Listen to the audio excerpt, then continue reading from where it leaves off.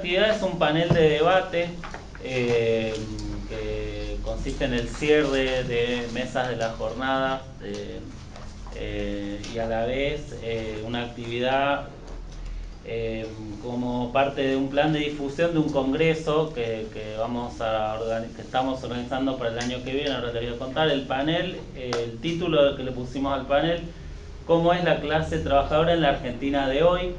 Es una pregunta intencionalmente amplia. Invitamos a especialistas en temas de clase trabajadora, de movimiento obrero, para poder discutir preguntas que se refieren tanto a cómo venía la clase en términos estructurales y en términos de conflictividad social durante el kirchnerismo, y qué empezó a pasar en este último tiempo con el cambio de gobierno, con las nuevas dinámicas económicas y sociales durante el gobierno de Macri, digamos, en términos de informalidad, precariedad, desocupación, conflictividad. Y le dimos la libertad a los compañeros y compañeras que cada uno lo enfoque de la manera que prefiera, con una actividad flexible, digamos, y la idea es que generar también debate con los participantes, digamos. Nos acompañan Ricardo Donaire, Tamara Seifer, Adrián Piva y Paula Varela. Son todos docentes, investigadores que trabajan en estos temas, y les agradecemos la presencia. Y Clara Marticorena, que va a hacer un comentario final en base a las exposiciones. Como les comentaba, es un panel de difusión de un congreso internacional que estamos organizando, que se llama International Labour Process Conference, que va a ser en marzo de 2018 acá en la Universidad de Buenos Aires. Están presentes también los otros miembros del comité organizador del congreso: Jerónimo Montero, Julia Soul, Mauricio Atzenic. Vamos a comenzar con Ricardo Donaire, digamos. Buenas tardes. Y tomando como excusa el título del panel, ¿no?, sobre la clase obrera hoy en la Argentina, me parecía importante exponer sobre un rasgo que desde el PIMSA nos parece que es ineludible a la hora de analizar a la clase obrera argentina en la actualidad, que es el peso que adquiere la superpoblación relativa, ¿no?, la población obrera sobrante. En general me parece que hay cierto consenso en tratar de observar cómo se mueve esta superpoblación, principalmente a través de los índices de desempleo, y creo que efectivamente, por lo menos desde la década de los 70 y más desde la década de los 80, cuando las tasas de desocupación empiezan progresivamente a superar determinados picos en el 90, en el 95, en el 2002, es un claro indicador de cómo determinada parte de la población obrera va siendo repelida de las actividades productivas. Más diferencias se generan cuando esas tasas empiezan a retroceder, diferencias en la caracterización respecto de qué significa el retroceso de esas tasas desde el 2002 hasta el 2015, pero sin embargo ya el hecho de que ese retroceso muy circunstancialmente logre perforar lo que en la etapa previa a los 70 era el pico de la desocupación, también nos está hablando de algún cambio estructural que hace al movimiento de la sociedad argentina y a las características de su clase obrera. Pero como les decía, también la limitación de poder observar esto a partir de las tasas de desempleo es que nos está mostrando solo una parte de la superpoblación, o sea, la superpoblación que aparece abiertamente como tal desempleada. Y una buena parte de esta superpoblación en realidad puede aparecer ocupada. Esto ya uno lo puede ver cuando, precisamente en la propia descripción que hace Marx de las distintas modalidades que asume la superpoblación, que las repaso brevemente para saber de lo que estamos hablando. Marx distingue entre modalidades periódicas y modalidades constantes. Modalidades periódicas agudas, crónicas o agudas según el momento que atraviesa el ciclo económico, y las modalidades constantes que describe, que las caracteriza de la siguiente manera: una superpoblación relativa flotante o fluctuante, que es la que precisamente sigue el curso de ese ciclo económico al ser constantemente repelida y atraída de los grandes centros productivos, donde está más desarrollada la producción capitalista.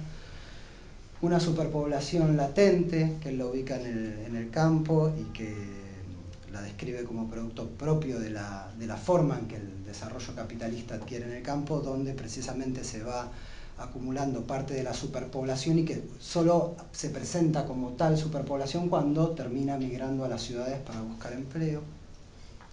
Y lo que llama superpoblación intermitente o estancada, que es la que precisamente es producto de la propia lógica de repulsión del capital y que va quedando marginada de la producción y logra sobrevivir mediante trabajos ocasionales o estacionales, incluso en las peores condiciones.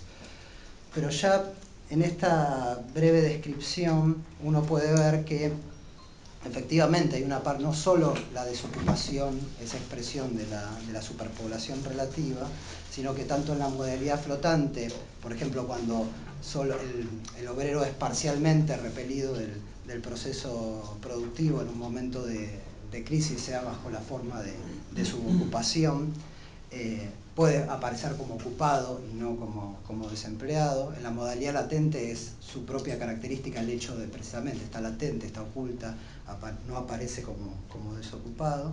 Y en la modalidad intermitente, en los momentos en que esa superpoblación está ocupada en una chamba, en un trabajo temporario o rebuscándoselas de alguna manera, también puede aparecer como ocupada. Cuando digo como ocupada, como desocupada, me estoy refiriendo a cómo aparece en la estadística oficial, ¿no? Entonces, de ahí la importancia de poder superar la mirada tomando como indicador solamente la tasa de desempleo y poder hacer una cuantificación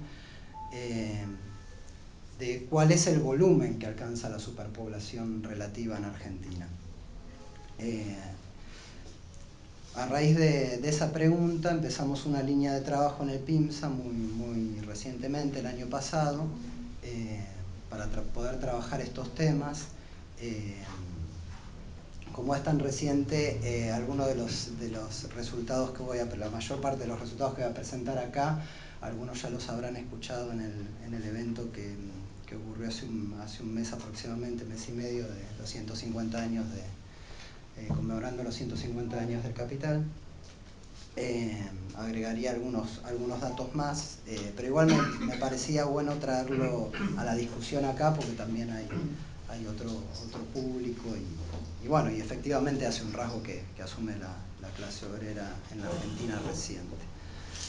Los datos que yo voy a presentar por determinadas cuestiones metodológicas de tomar como un punto de inicio para la medición son del año 2010, que se empieza a hacer en Argentina lo que se llama la encuesta anual de hogares urbanos, que es la fuente que tomamos como referencia, que es una ampliación de la encuesta permanente de hogares al tercer trimestre de cada año, que lo que permite es ver es representativa del conjunto de la población urbana del país, un país donde la población urbana es de más del 90%, lo que permite dar una cuenta bastante acabada de la población argentina, ¿no? No voy a hacer hincapié en los aspectos más técnicos y metodológicos de cómo se construyeron las categorías, porque es bastante complejo y bastante aburrido también. En todo caso, si hay alguna pregunta se podrá contestar luego. Sí, tal vez hacer una aclaración de que cuando medimos precisamente como el punto de referencia es la población urbana, no tenemos una medición respecto del mismo tipo respecto de la sobrepoblación en el campo, ¿no? a continuación, cuando yo hable de la superpoblación latente, va a referir a población urbana y va a estar más bien referida a otra forma que de sobreempleo latente, pero que tiene que ver con algo que aparece sistemáticamente señalado por los cuadros intelectuales y políticos orgánicos del gran capital, que es el sobreempleo en la administración pública.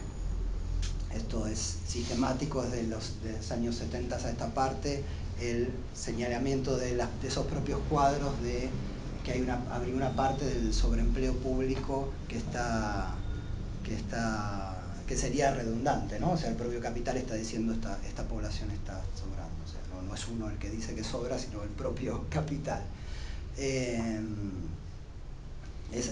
solo esa breve aclaración, así que la medición en general tiene que ver con estas tres formas de la superpoblación y además una cosa más, considerando también el pauperismo, que puede ser considerado como una capa que atraviesa estas tres modalidades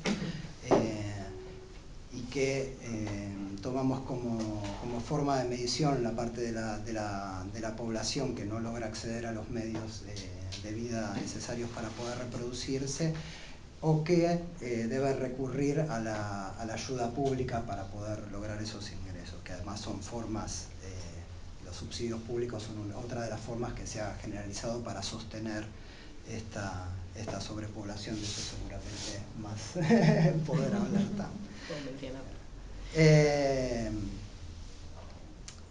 Vamos a la medición entonces. De esa medición en el 2010, aclaro una cosa además, perdón, que 2010 es un año de crecimiento, donde la desocupación alcanzaba el 7,5%, o sea, venía en este proceso de descenso y se había estancado desde el año 2007 con oscilaciones, un crecimiento en el momento de la crisis del 2008-2009, y luego volvía a descender hasta el año 2015, o sea que es un momento en que uno puede considerar que en términos de modalidades periódicas está asumiendo la forma crónica, ¿no? El conjunto, según la medición que nosotros hicimos a partir de estos datos de la encuesta anual de hogares urbanos, tengo el apunte acá en el celular, es que esa superpoblación relativa sobre el conjunto de la clase obrera alcanzaría al 61,6%, que se puede descomponer ese 61,6% en un 54,6% correspondiente a la modalidad intermitente o estancada, otro 4,4% a la latente y un 2,4% a la modalidad flotante. Queda un pequeño resto sin poder clasificar. Pero lo que surge claramente es que el grueso, o sea, casi 9/10 partes de la superpoblación en Argentina corresponden a la forma intermitente o estancada. Repetí, 54,6% de la población obrera estancada. es de la modalidad intermitente. 4,4% latente, 2,4% flotante y en total sería un 61,6%.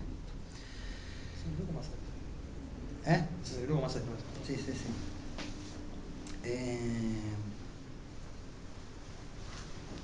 Dentro del conjunto de la superpoblación, o sea, solo recortando dentro de este 61,6% que dije recién, el 83% puede ser considerado como parte de la capa pauperizada,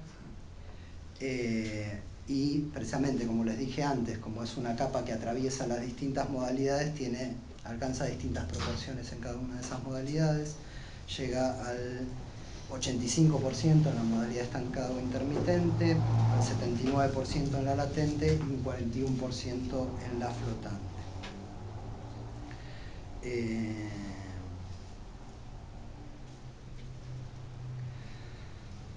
Como dato para agregar, para caracterizar cómo está compuesta esta superpoblación y quiénes son, lo que me gustaría agregar específicamente para esta presentación es una caracterización en términos de ramas y de ocupaciones que me parece que nos puede dar como una mejor idea de qué estamos hablando, que esto para poder hacer esta caracterización ya el recorte es más sobre ocupados y desocupados que es sobre la población que uno tiene datos sobre ocupación, ¿no? En términos de ramas, la rama se refiere al establecimiento, a la actividad del establecimiento donde este obrero trabaja o trabajó en caso de ser desocupado. Hay 5 ramas que concentran el 59% de la sobrepoblación, que son construcción, agricultura, ganadería, silvicultura y pesca, que esto puede ser llamativo porque estamos hablando de que es población urbana, pero como el relevamiento abarca el conjunto de la población, incluido a las ciudades pequeñas e intermedias, y hay un proceso que se ve por lo menos desde la década del 80, que es la de urbanización del trabajador del agro. Buena parte de esta población que trabaja en estas ramas es población urbana de estas medianas y pequeñas ciudades. O sea que a esto habría que agregarle la población que efectivamente trabaja en el campo, ¿no? Entonces vuelvo: construcción, agricultura, ganadería, silvicultura y pesca, hogares con servicio doméstico, hotelería y restaurantes, y comercio y reparaciones. Como les dije recién, solo esas 5 ramas ya nos dan cuenta de casi el 60% de la superpoblación. Más de la mitad de esa superpoblación, el 55%, trabaja o bien en hogares particulares o bien en pequeñas empresas de hasta 5 personas. Si uno considera la modalidad intermitente específicamente, esas proporciones alcanzan un 63%, o sea, 2 de cada 3. Y en términos de ocupaciones, de las ocupaciones que desarrolla esta superpoblación, también hay una gran concentración en unas pocas ocupaciones que más o menos van de la mano de la descripción de ramas que hice recién. La principal es la construcción, donde hay un 17%, el servicio doméstico, un 15%, que se puede extender hasta un 21% si uno además considera a todos los trabajadores de servicio de limpieza no domésticos, o sea, trabajadores de limpieza domésticos y no domésticos serían un 21% de la superpoblación. Ocupaciones de la comercialización, que incluyen la venta domiciliaria, promotores, repositores, repartidores y venta ambulante, alrededor de un 14%. Entre estos 3 grupos que acabo de decir, construcción, o sea, obreros de la construcción, servicio de limpieza, doméstico y no doméstico, y comercialización, es un 52% de la superpoblación obrera. O sea que nos da, estas 3 ocupaciones nos da cuenta ya de la mitad. Obviamente dentro de la modalidad intermitente, la mayor parte está dentro de la modalidad intermitente o estancada. Entonces ya me parece que con estos datos ya uno, más aún del primer dato que les decía, ¿no? El 61,6% de la población obrera, como estimación de mínima. Esto es una cosa que me olvidé de aclarar, o sea que en todos los casos que tuvimos que tomar alguna decisión metodológica tratamos de optar por la medición de mínima. Decía, ya nos da cuenta de cuán distante es tomar como indicador solo la tasa de desempleo, como les decía antes era un 7,5% en este mismo momento, donde la superpoblación alcanzaba más del 60% de la población. Y me parece que efectivamente en parte esto corrobora el hecho de que es ineludible el análisis del peso que alcanza, el peso, las características y todo lo que esté ligado a esta superpoblación obrera a la hora de analizar la clase obrera en la Argentina en la actualidad, ¿no? Muchas gracias. Vamos a ir con Paula Varela, que es investigadora en el CEIL CONICET y docente de la Facultad de Ciencias Sociales de la UBA. Bueno, muchas gracias por la invitación. Yo me quería referir puntualmente a aquello a lo que me dedico a investigar, junto con un equipo de gente, que es al sector ocupado de la clase obrera y particularmente quizás al sector industrial, aunque estamos tratando de ampliar a algunas partes de servicios también. Para plantear 2 cosas, creo que el cambio de gobierno, por decirlo de alguna manera, puso sobre la mesa una pregunta que durante el kirchnerismo había estado más difícil de ser formulada, que es, bueno, finalmente a 15 años de gobierno kirchnerista, cuánto hay de cambio, cuánto se recompuso, cuánto hubo de recomposición sindical y de recomposición de la clase obrera, y cuánto no, o cuánto hubo continuidad en relación a la década del 90. A mí me parece que hay eso en realidad siempre operó o estuvo flotando como debate entre los estudios del trabajo, que crecieron bastante durante los últimos años, y se vuelve necesariamente a poner sobre la mesa ante un gobierno que claramente tiene, por lo menos para decirlo sin polémicas, una línea de ajuste, ¿sí? Podemos decir que bastante clásico.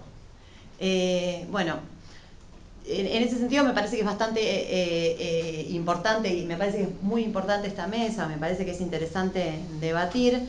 Yo quiero señalar dos cosas, porque creo que una de las cuestiones importantes ahí es tratar de no trazar líneas de continuidad absoluta y tampoco líneas de ruptura absoluta, que quizás en el momento o en el auge del kirchnerismo fue una polarización más frecuente.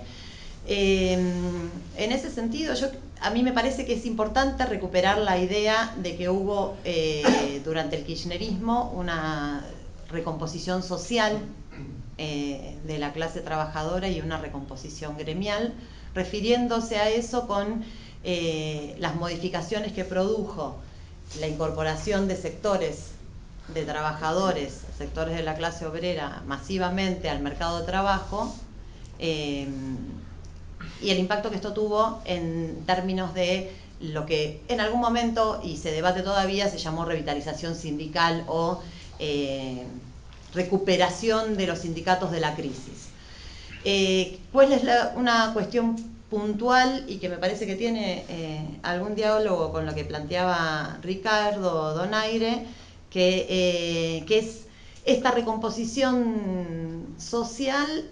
Tuvo como base el mantenimiento de políticas de precarización laboral de la década del 90. Entonces me parece que las lecturas sobre lo que podría llamarse desde el punto de vista de los estudios del trabajo, las formas de la precarización laboral, que pueden ir en un polo desde la propia desocupación hasta formas de contratación temporaria, etcétera, etcétera, pasan a ser fundamental, y entonces saludo, y seguro que todo el mundo va a saludar con mucha alegría la nueva línea de investigación del PIMSA para medir esto. O sea, por ejemplo, me parece que fue en el 2008 que el equipo formado en ese momento por Claudio Lozano en el observatorio, lo que fue después el Observatorio del Derecho Social de la CTA, había intentado trazar un número para escapar al número neto de la desocupación, había tratado de trazar un número respecto de lo que ellos llamaban, en sentido muy general, la precarización laboral, y les había dado 58%.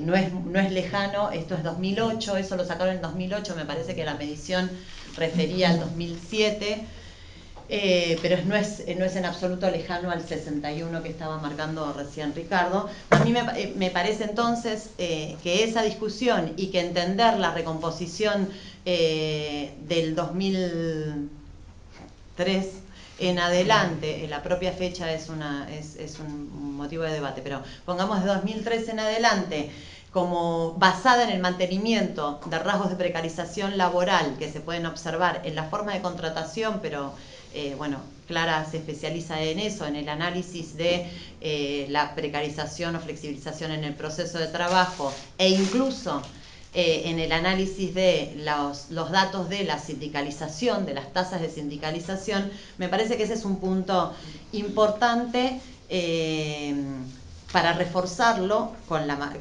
nuevos números, pero sin duda para afirmar que las modificaciones en la clase obrera no pueden desentenderse de esa línea de continuidad.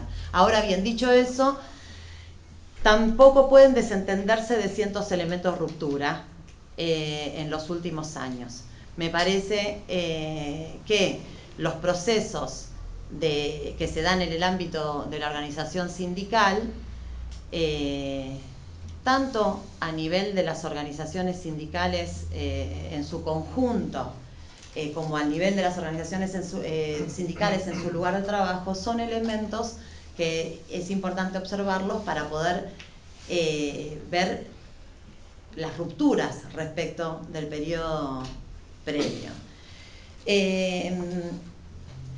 Yo me voy a referir, primero porque es aquello que nosotros estudiamos en profundidad, a los procesos de organización en el lugar de trabajo, y también porque efectivamente es una dinámica, en debates que hemos tenido en otras oportunidades, es una dinámica distinta a la que se puede leer en los procesos de organización en el nivel del lugar de trabajo, que aquello que sucede en la cúpula sindical, donde nosotros hace muy poco con Adrián compartíamos otra charla a raíz de la presentación de un libro colectivo que yo coordino, donde incluso uno se podría hacer la pregunta acerca de si el fortalecimiento que vivieron las organizaciones sindicales en el último tiempo profundizó o no la distancia entre las cúpulas sindicales y los trabajadores y las bases, o si achicó esas brechas que se habían profundizado en la década del 90. Y efectivamente, si uno mira hoy la marcha, por ejemplo, de ayer, o si mira hoy la pasividad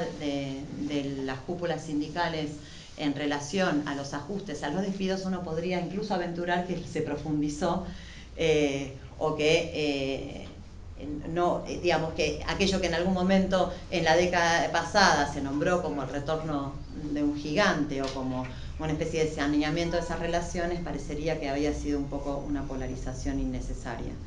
Entonces ahí hay una dinámica que hay que mirar, pero que es indisociable de otra dinámica que es en el lugar de trabajo y que es una dinámica que yo en general cuando se discute esto me resisto al tipo de abordaje que considera que mirar el lugar de trabajo es una especie de mirada basista o casi como que tiene onda con los trabajadores y entonces es copada. Y yo creo que hay elementos estructurales que tienen que ver con la importancia de la mirada en el lugar de trabajo, sin duda, elementos estructurales, pero aparte elementos históricos en Argentina respecto de las relaciones que se expresaron de distinto modo en Argentina entre los procesos en el lugar de trabajo y los procesos a nivel de organización sindical en su conjunto y los procesos políticos sociales generales del país. Es decir, yo creo que es difícil no mirar lo que sucede en los lugares de trabajo si uno quiere interpretar la conflictividad social general en Argentina, ¿sí? Además, en el último tiempo hubo una recomposición de ese lugar. Me parece que ese elemento es importante tenerlo en cuenta porque yo creo que en este momento nosotros estamos claramente en un momento de transición, ¿sí? Pero la pregunta que se hace generalmente y que más a partir de las elecciones recientes es hasta en qué medida va a poder instalarse una nueva, algunos le llaman una nueva hegemonía macrista, y hubo unas profusas discusiones, no sé si las pudieran seguir, en los medios de comunicación acerca de la posibilidad de una instalación de una nueva hegemonía de corte de una nueva derecha. Bueno, algunos politólogos, yo provengo de la politología, así que es un deporte nacional para mí discutir con politólogos. Algunos politólogos sosteniendo que efectivamente las elecciones mostraban eso. Más allá de que esa tesis a mi juicio es insostenible, lo que es interesante es la pregunta. Y en esa pregunta me parece que si la instalación, y acá sigo quizás uno de los mejores libros sobre la década menemista, que es el de Alberto Bonet, si la instalación de la hegemonía menemista implicó una serie de procesos abiertos de derrota de la clase obrera y otros menos claros como derrota de la clase obrera, pero traumáticos como la hiperinflación concretamente, y derrotas de la clase obrera más abierta, digo, la pérdida de la derrota de las privatizaciones, etcétera, etcétera. Yo creo que hoy habría que preguntarse si es posible la instalación de una hegemonía post-neoliberal, como se ha ido mencionando en los medios, sin infligir alguna serie de derrotas, ya sea en una forma abierta, es decir, derrotas de luchas del movimiento obrero clásicas, digamos, o en formas más complejas como pueden ser procesos de dispersión completa del valor de la moneda, etc. Me parece que la respuesta a eso, que es imposible de saberla por adelantado, pero me parece que la propia formulación de la pregunta implica reconocer que no estamos en la misma situación que en la década del 90 y que esta recomposición social con las contradicciones del mantenimiento de los rasgos de precarización del trabajo y que la recomposición gremial con los rasgos de disociación, no de disociación, pero elementos en tijera de la modalidad en que se recompuso a nivel de cúpulas sindicales y la modalidad que se recompuso a nivel de sectores de base, necesariamente implican que la respuesta por lo menos involucra elementos de nuevas derrotas que puedan imprimir una nueva hegemonía. Tamara Seifer, también investigadora de CONICET y docente de la Facultad de Ciencias Sociales en Trabajo Social. Gracias por la invitación a Rodolfo y a Clara. Bueno, primero, cómo preguntarse, me parece, el tema de cómo es la clase obrera hoy, que es una pregunta que atañe a quiénes somos nosotros, desde mi punto de vista, y eso me parece importante, digamos, explicitarlo, que lo que nos estamos preguntando es por nosotros mismos, por nuestro ser social. Y como la clase obrera es un atributo del capital, digamos, como ya lo planteaba Marx en el Capital, digamos, que acá se ha nombrado, es decir, que el capital es el sujeto concreto de la vida social en este momento histórico y el capital es mundial por su contenido. Yo entiendo que para respondernos por la clase obrera argentina hoy, debemos partir de esa unidad mundial y de sus transformaciones recientes.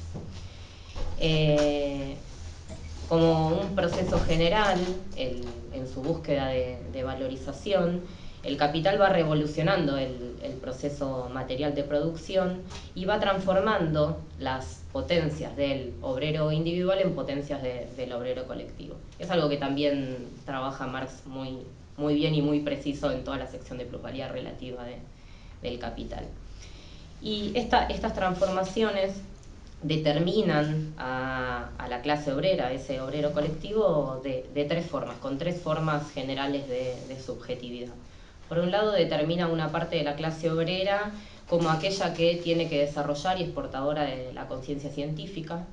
Bueno, y acá habla un poco de qué hacemos nosotros acá.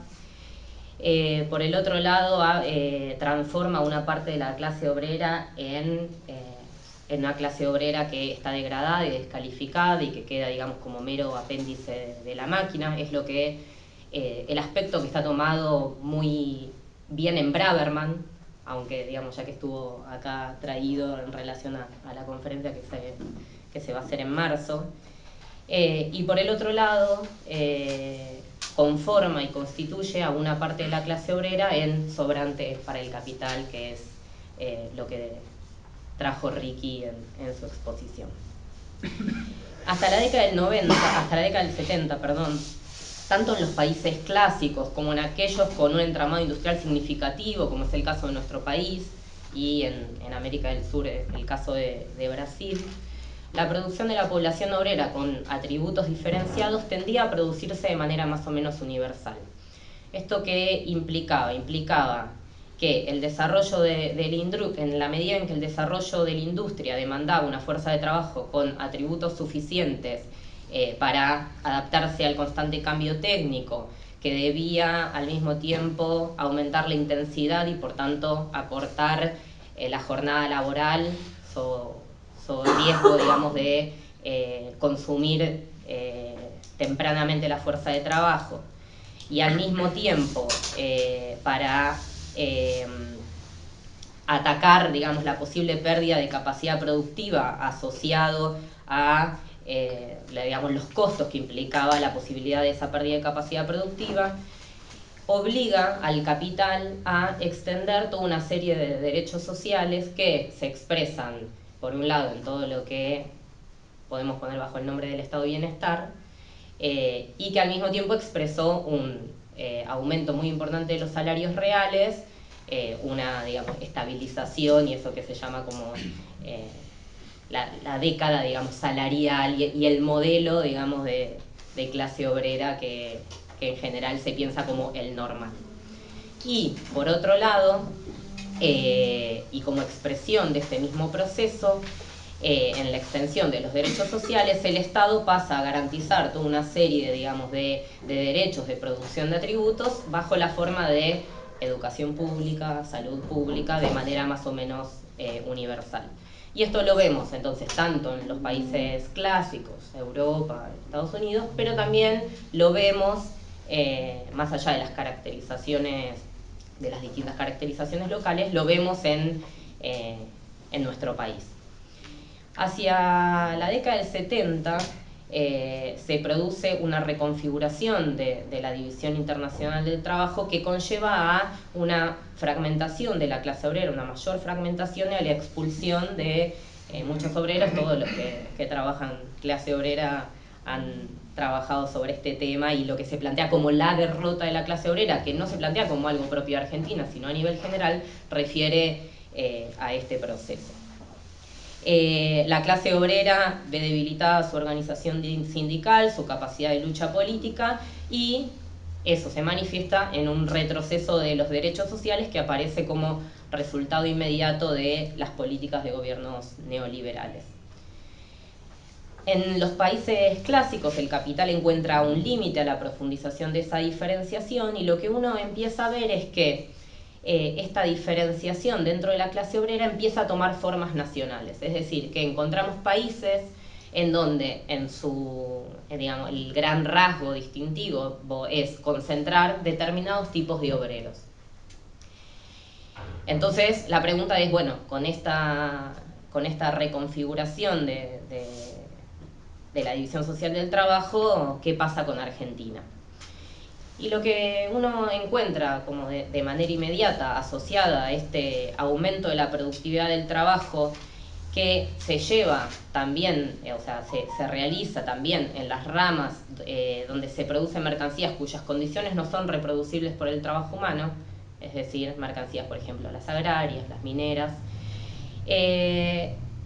ahí se evidencia un proceso de contracción de la renta de la tierra. No me voy a detener acá en este tema, en todo caso lo dejo para el final de qué estamos hablando cuando hablamos de la renta.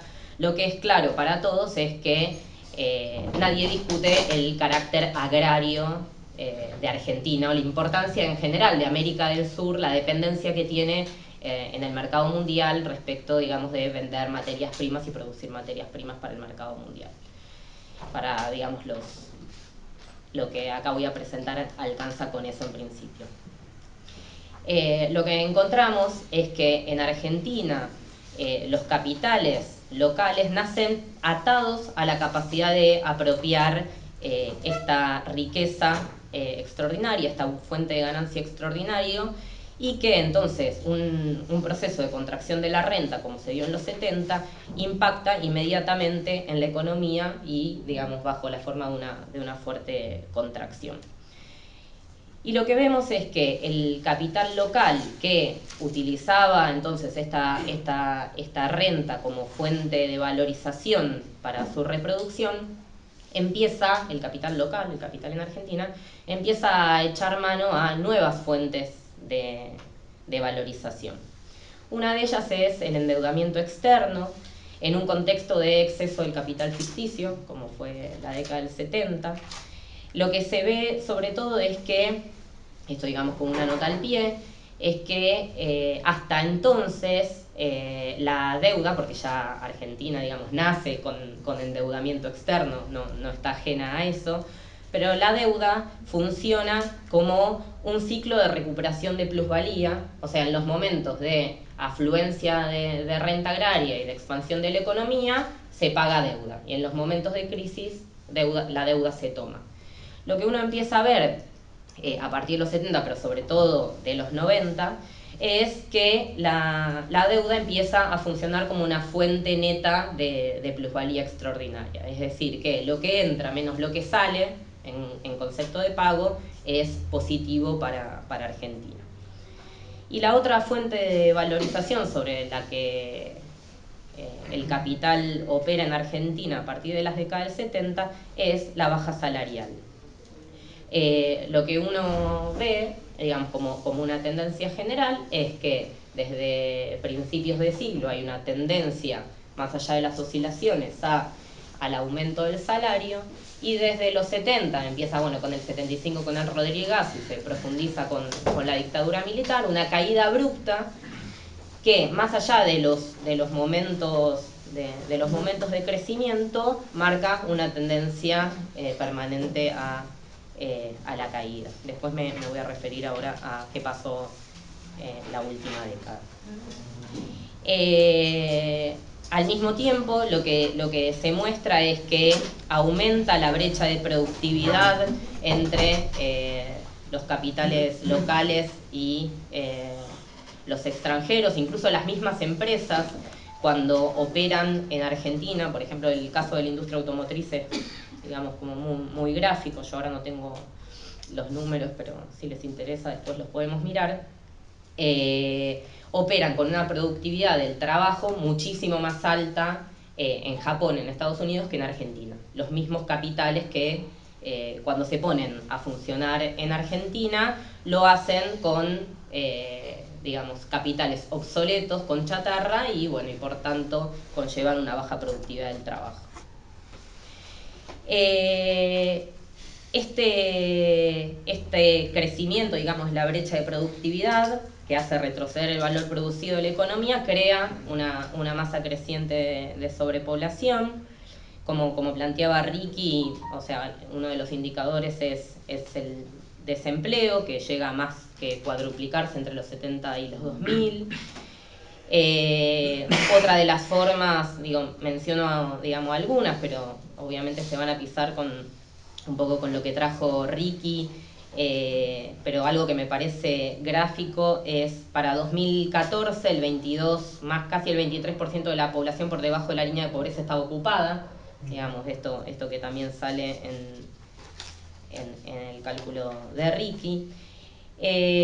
La persistencia del trabajo en negro y, digamos, al mismo tiempo este proceso de fragmentación de la clase obrera, que también, digamos, se realiza al interior de cada espacio nacional, se puede ver en las brechas de ingresos y las dispersiones salariales, que todos los que trabajan salario en general han, digamos, puesto esto sobre la mesa. Desde mi punto de vista, esta fragmentación de la clase obrera toma como una forma institucionalizada el año pasado, cuando se confeccionan las canastas alimentarias por provincia. O sea, la definición de canastas alimentarias, que son las que definen las líneas de pobreza e indigencia diferenciadas hacia cada provincia, habla, digamos, como una forma institucional de dar cuenta de esta fragmentación. Es decir, no necesita lo mismo para vivir un obrero que se produce en un lado que en otro lado del país. Y al mismo tiempo se expresa, por ejemplo, en el ámbito, ya que mencioné antes, y acá Ricky me llamaba a hablar sobre eso, porque es como mi tema específico de investigación, se expresa en qué pasa con las políticas sociales. Y lo que se muestra es que, si bien a nivel del gasto social, el gasto social aumenta, digamos, yo les decía que desde el principio del siglo hasta los 70 aumenta el salario, eso también aumenta el gasto que el Estado realiza en concepto de gasto social, o lo que en el marxismo se ha llamado salario social o salario indirecto. Lo que uno ve que a partir de los 70 el salario directo baja, pero el salario social o indirecto sigue subiendo. Ahora, cuando uno mira, bueno, ¿y cuál es el contenido? Entonces, más allá de su determinación cuantitativa, el contenido de ese aumento del gasto social, lo que yo planteo es que se produce un proceso de asistencialización de la política social. ¿Qué es? que la política social, la política asistencial propiamente dicha se expande con las políticas de transferencia de ingresos fuertemente en la última década y otras políticas, digamos, de transferencia no necesariamente de dinero sino de recursos. Aumenta la política asistencial en el consumo obrero, o sea, si uno ve el peso que tiene el gasto en el consumo, pasa a tener un peso más importante que el salario en términos promedios. Y al mismo tiempo lo que pasa en términos de las políticas no propiamente asistenciales, pero uno lo que ve es su fragmentación por digamos, los procesos de descentralización que implican también la posibilidad de tener educación de calidad en unos ámbitos y educación precarizada en otros, aún digamos donde se accede a educación pública, y obviamente también un 20% de la población que tiene en su salario contenida la educación, o sea que la consume de manera mercantil. Y lo mismo pasa con la salud, ¿sí? El 36% de la población no tiene cobertura bajo prepaga su obra social, accede a la salud pública, y no es lo mismo atenderse en el Garrahan que en una salita de Formosa. Tengo un cachito para... Sí, ¿sí? 2 minutos. Dale. ¿Qué fue el kirchnerismo, digamos, en todo este proceso? Desde nuestro punto de vista, expresa la reproducción de esa misma especificidad en un momento de alza de la renta agraria.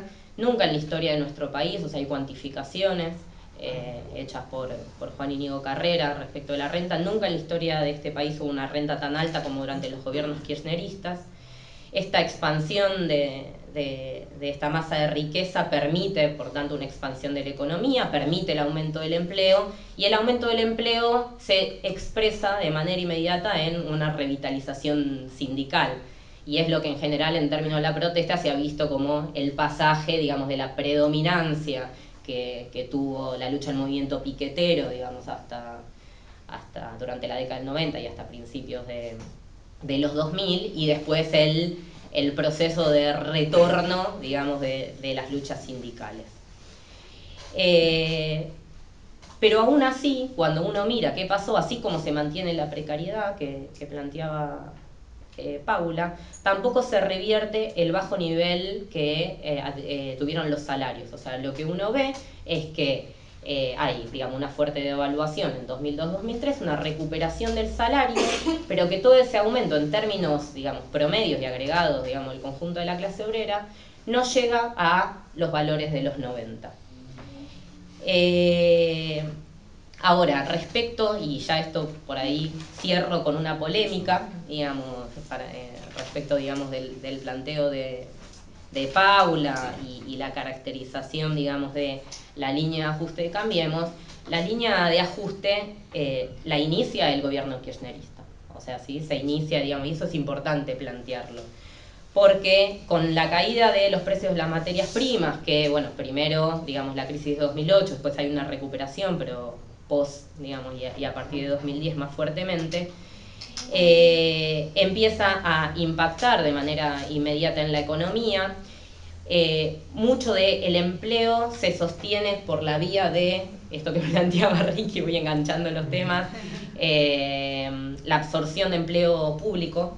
O sea, es un proceso en donde lo que se ve, y esto también está muy tratado en la bibliografía, que el mayor proceso de absorción de empleo público se da en el momento en el que se estanca la absorción en el empleo privado, y que esa absorción en el empleo público se da sobre todo en las dependencias provinciales y municipales, donde los salarios son peores y las condiciones más precarias.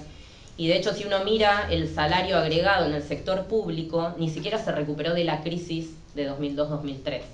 Digamos, esto es bastante llamativo, por lo menos a mí, yo, digamos, cuando fui a mirar me sorprendió ver eso. Obviamente eso esconde, como todos los promedios, las diferencias y las dispersiones, y vamos a tener sectores, digamos, posiblemente más concentrados en las instancias nacionales que han visto mejorados sus ingresos, y sectores que los han empeorado aún más. Bueno, los problemas de todos los promedios.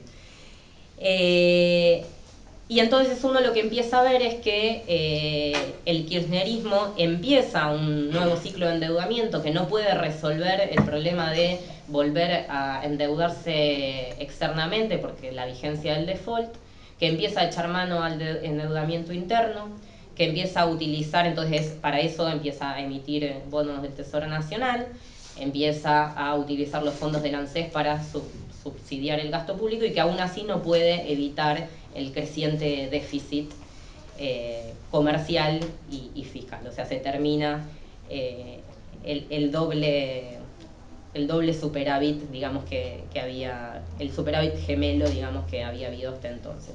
Y que en ese contexto es donde se empiezan el mismo gobierno kirchnerista empieza a tomar, a implementar medidas de la derecha bajo el argumento de la sintonía fina. Y si recuerdan, eso se hizo inmediatamente después de las elecciones. O sea, cuando Cristina gana con el 54%, no sé si pasó una semana y se empezaron, digamos, se anunciaron un montón de medidas que digamos, atacaban de manera directa a la clase obrera.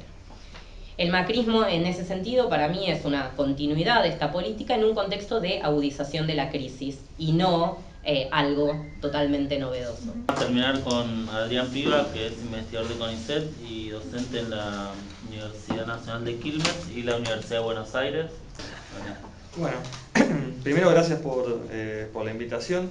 Antes, una aclaración, ¿no? Estoy en un proceso de transición de problema y eso siempre es un problema, porque digamos, uno está al mismo tiempo que cerrando algunas cosas del periodo previo y todavía publicando algunas cuestiones del periodo previo, empieza a producir algunos datos nuevos de a poco, digamos, y entonces en gran medida, digamos, voy a trabajar sobre datos que no están del todo actualizados, ¿no? Es decir, esto es una limitación, ¿no? O sea, que hay una hipótesis y que estos datos, de alguna manera, digamos, los datos posteriores no han modificado centralmente el cuadro que voy a tratar de presentar, digamos. La mayoría de esos datos son, en algunos casos, hasta el año 2010, en otros casos hasta el año 2011 y en otros casos hasta el año 2013.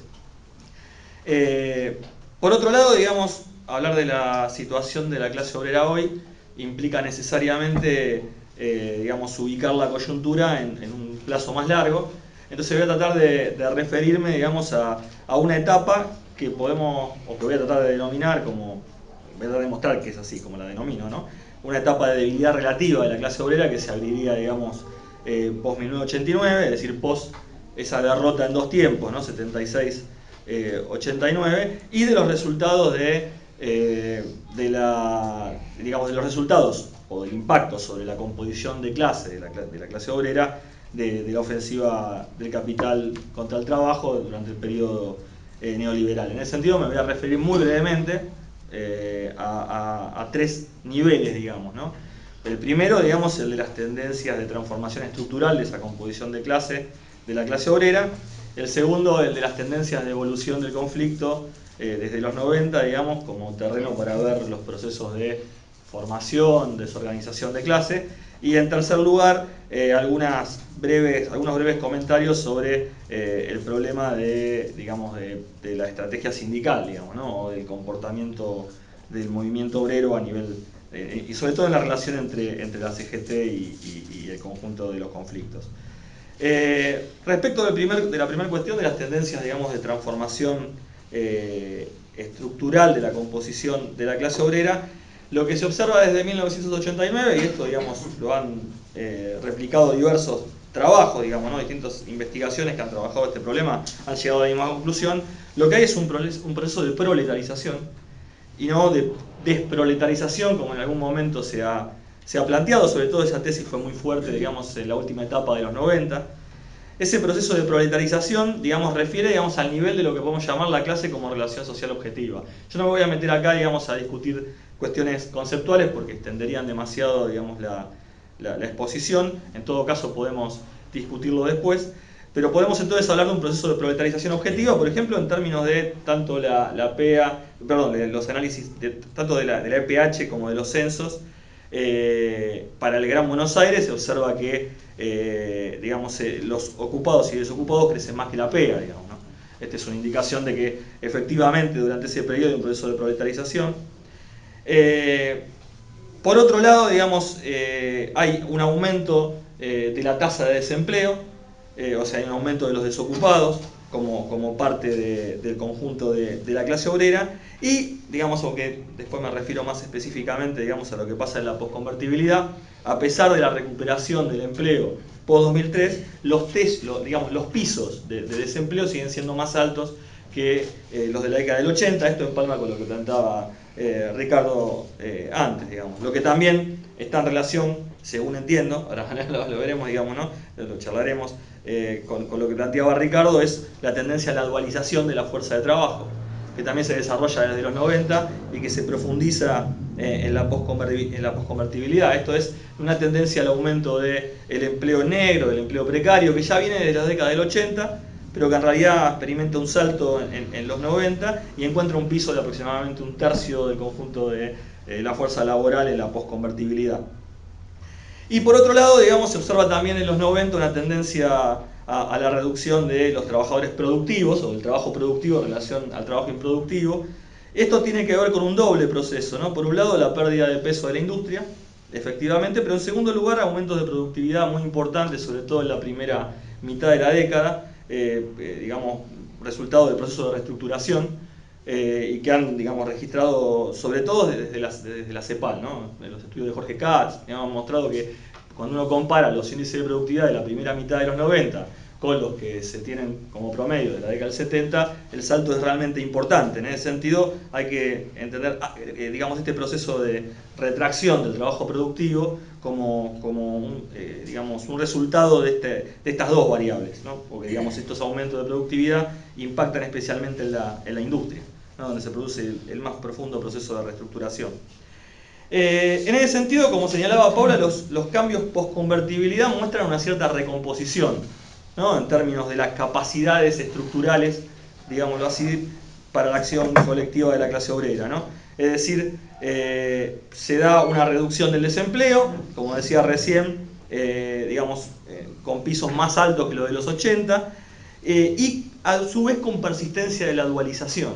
¿Qué significa? Que esa recomposición no revirtió algunas de las transformaciones más importantes que se habían desarrollado durante la década del 90. En esto no me voy a extender acá, pero tiene que ver digamos, lo que se ha llamado el proceso de sustitución de importaciones, es decir, la limitación de ese proceso en dos sentidos, articulado por un lado a la orientación fundamentalmente exportadora de la gran burguesía industrial, y por el otro lado limitado porque no produjo un cambio significativo en el peso de la industria en el conjunto de la estructura productiva, explican, digamos, en gran medida la persistencia de estas tendencias, digamos, ¿no? Es decir, que junto con un aumento del empleo importante se haya dado una persistencia del empleo negro y de la dualización de la fuerza de trabajo.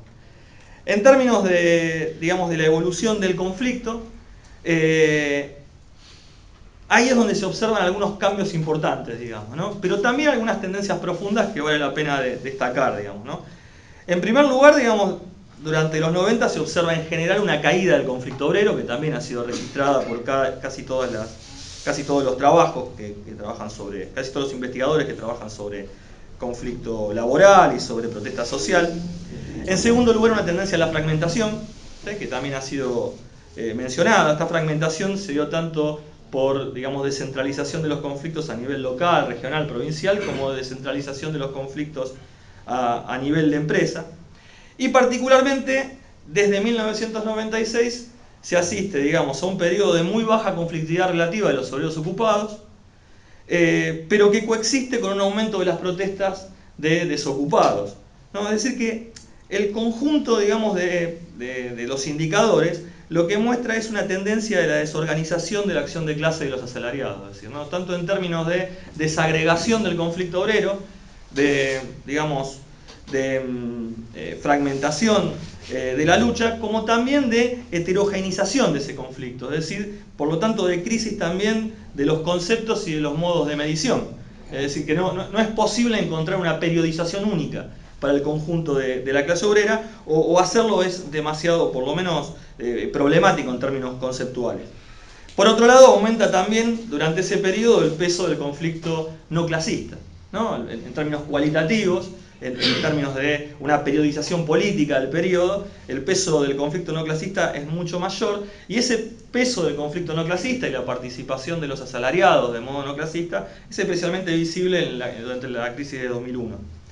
En ese sentido, durante la posconvertibilidad se observa la reversión de algunas de estas tendencias, es decir, efectivamente se observa una recuperación del conflicto sindical, que es simultánea con la caída del conflicto protagonizado por organizaciones de desocupados. Pero hay una continuidad de la fragmentación, es decir, cuando uno observa las estadísticas de conflicto, tanto las que pude, digamos, realizar yo, como las que se pueden observar en el Ministerio de Trabajo, las que ha realizado PIMSA, se observa que hay una continuidad en la tendencia a la fragmentación del conflicto, junto con cierta cristalización, podemos decir, de las experiencias que se han ido desarrollando a nivel de la base. Esto es lo que ha dado lugar a los estudios de sindicalismo de base, como lo que planteaba Paula recién, pero que también, digamos, no han tenido la densidad y el volumen como para producir un desafío a las direcciones sindicales.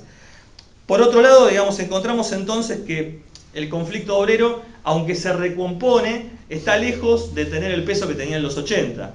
De nuevo, digamos, en términos de una periodización política del periodo, observamos que digamos, las protestas no clasistas, digamos, tienen un lugar muy importante. No tanto, digamos, en el conflicto con la burguesía agraria, del gobierno con la burguesía agraria en 2008, donde a pesar de que el movimiento obrero tiene un lugar importante, digamos, uno de los principales apoyos del gobierno, el lugar central no está ocupado por las movilizaciones del conflicto obrero, y lo mismo pasa con una serie de movilizaciones que se desarrollan más allá de 2012 y que también son muy importantes para periodizar políticamente el periodo.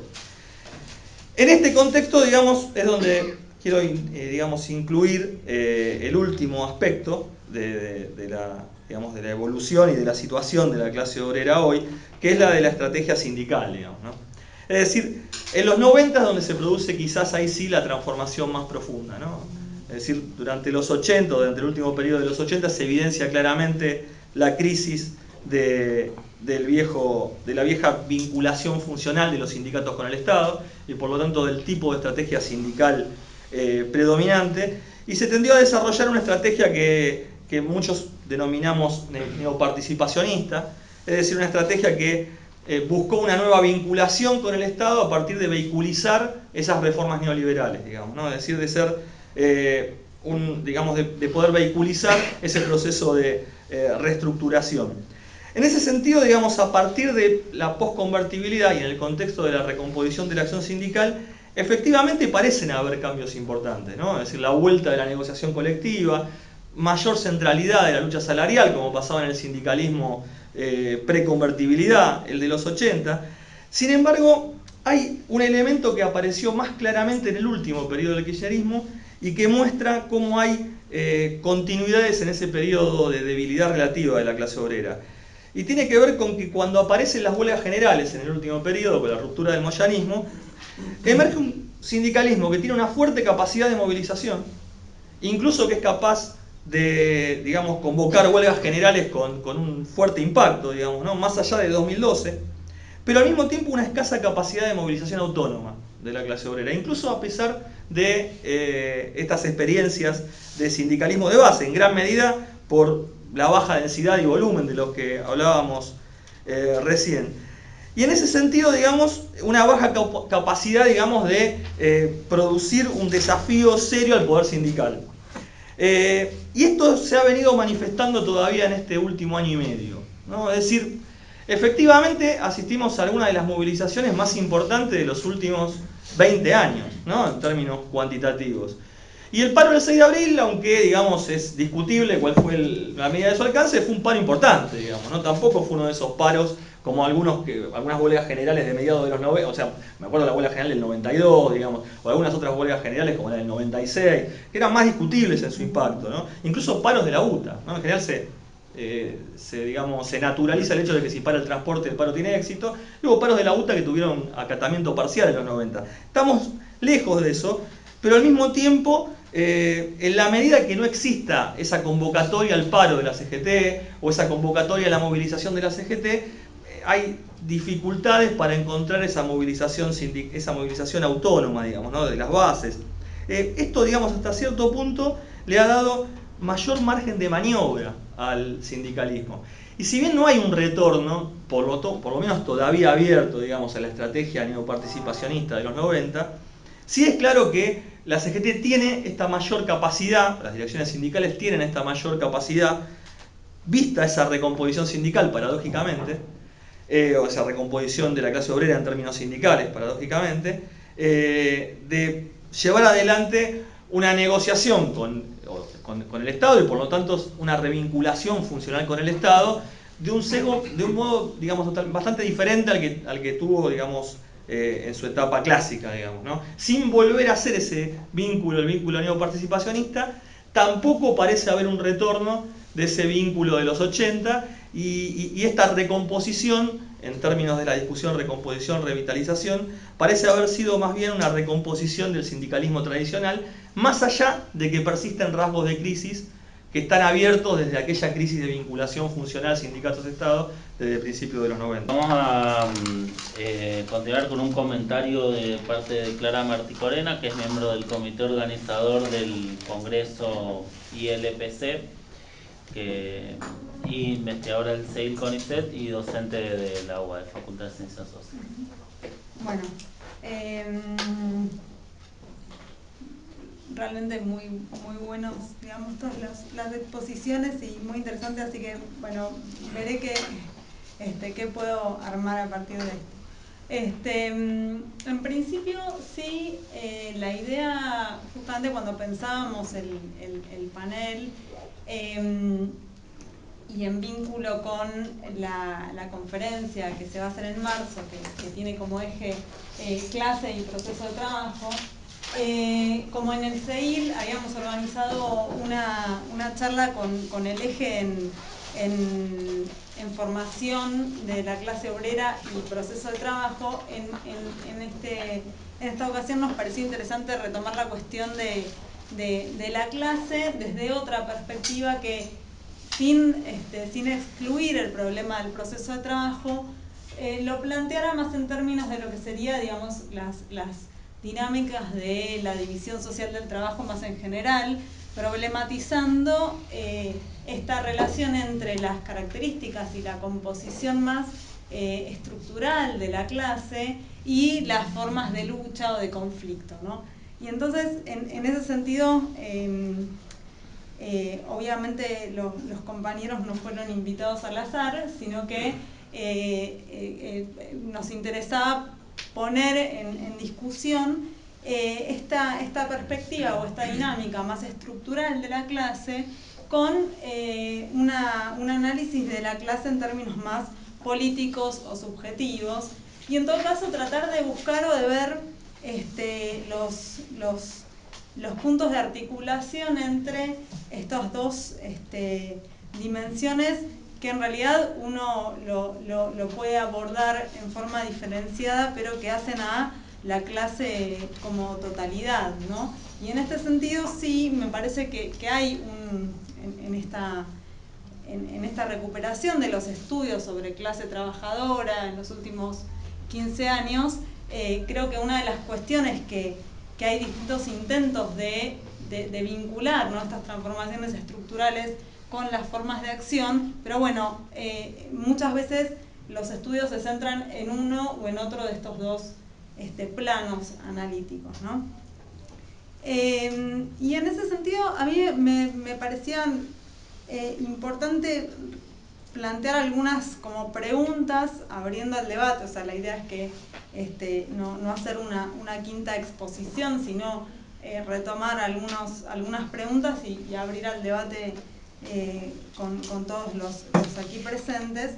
Y entonces quizás ir desde algunos problemas más abstractos o generales a discusiones más de coyuntura que plantearon algunos compañeros, ¿no?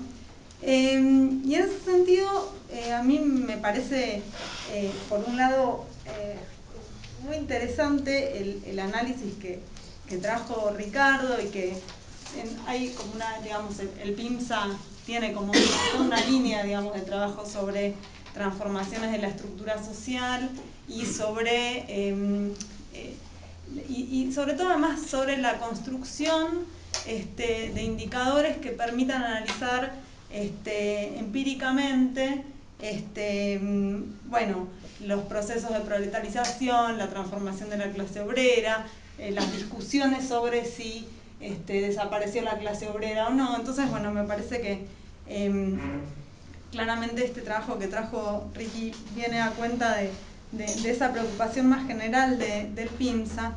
Y ahí quizás la duda, digamos, que siempre tengo que te escuché en las jornadas en homenaje a los 150 años del Capital, y quizás la duda ahí que me aparece es, bueno, ¿qué nos dice esto de la lucha de la clase, ¿no? Es decir, porque me da la impresión de que vos decís, bueno, el sobreempleo en la administración pública es también una expresión de este aumento de la sobrepoblación relativa. Y si uno mira, por ejemplo, la conflictividad social, ya desde la década del 90, muy claramente, y ligado, creo, al proceso de proletarización que mencionaba Adrián, la conflictividad social en el Estado y en la administración pública, bueno, es muy alta, es incluso creciente por momentos, y si uno mira incluso los últimos 15 años, marca que la mayor parte de los conflictos se concentran en el Estado o en la administración pública y no en el sector privado, ¿no? Entonces, bueno, ¿cómo piensan ustedes, cómo pensás vos esta relación entre estas transformaciones en la composición de la clase en términos de, bueno, hay un 60% de la población sobrante para el capital? Bueno, ¿qué nos dice eso respecto de las formas de lucha de la clase, ¿no? Porque por otro lado yo pensaba, bueno, ¿y qué nos dice de la forma sindical de organización de la clase? Que también estaba planteado en algunas otras intervenciones.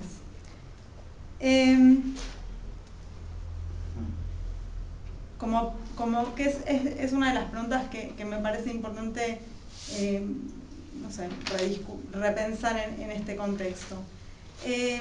Y sobre el trabajo de Tamara también me parece que como la duda que me queda en este plano también es, bueno, cómo entra la lucha de clases en la relación con el Estado, o sea, cómo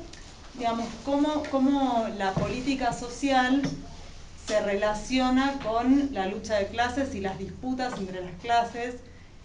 Yo pensándolo, por ejemplo, en lo que es todo lo que es el derecho laboral, o sea, al mismo tiempo que por supuesto garantiza la subordinación de la clase a la relación social capitalista, también expresa, ¿no?, luchas por limitar el despotismo patronal, ¿no? Entonces, bueno, y avances y retrocesos en ese plano, pero digo, ¿cómo pensamos la superestructura, el derecho, los derechos sociales en relación con la lucha de clases? Como que el planteo de que el capital extiende los derechos sociales me hace ruido en este sentido. Bueno, ¿dónde aparece la lucha de clases como conquista o reivindicación de esos derechos, ¿no?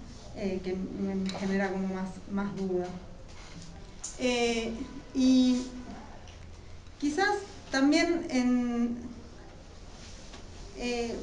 bueno, comparto distintas de las cuestiones que plantearon Paula y Adrián, pero más puntualmente yendo a la coyuntura, para abrir el debate y las preguntas, yo, digamos, creo que efectivamente hubo un proceso de recomposición de la clase, pero ahí yo también, diciendo un poco con Paula en esta idea de que se profundizó la relación, o sea, la separación entre bases y cúpulas, justamente porque me parece que hay que hay una consolidación de experiencias combativas, pero que al mismo tiempo, bueno, la CGT está logrando mantener esta tregua, ¿no?, con el gobierno. Y que ahí yo creo que hay un proceso que tiene que ver con el fortalecimiento de la organización sindical en la base, pero más del conjunto de la estructura sindical, que tiene que ver con un proceso de institucionalización de las relaciones laborales, no solo a nivel de las cúpulas, sino en los lugares de trabajo, muy fuerte, que hay que tenerla en cuenta también para pensar la recomposición del liderazgo de algunas dirigencias o la capacidad de articular dentro de una ideología peronista, digamos, sin ir a un sindicalismo combativo, ciertas prácticas sí conflictivas o de confrontación con el capital. Entonces ahí me parece que mirar también esos procesos permite también entender la configuración actual de que por otra parte la CGT haya podido llamar un paro, por ejemplo, dominguero, ¿no? O sea, como ciertas condiciones ahí que matizan o características de esa recomposición en el lugar de trabajo que permiten también leer el mapa sindical general.